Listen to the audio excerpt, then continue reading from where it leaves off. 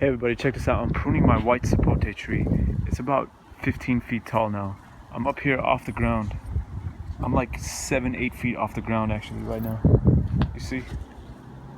It's a long way down. But I wanted to do this video anyways because I love you guys, so I'll risk my life.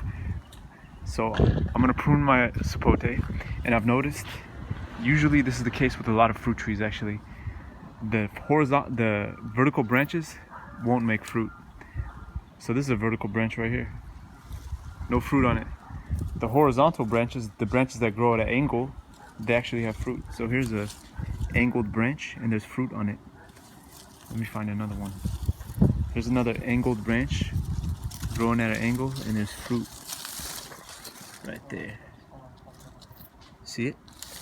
So that's the basic idea. Here's another angled branch and it has fruit. So that's, if you want to prune for production, for fruit production, that's the way to go. All the vertical branches get cut, and the branches that are growing sideways, they will remain on the tree. So let me make some cuts here so you guys can see.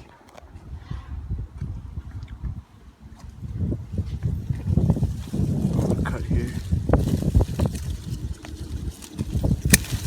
There it goes. So when you make a cut like that, what it does is it stimulates it. It triggers the tree, sends hormones to the tree, so that bud will grow out at a side, and this bud will grow out to the side. So we'll get angled branches, and those branches will very likely have fruit. So that's what you achieve when you cut off your vertical branches. So, yeah. Alright everybody, thanks for watching.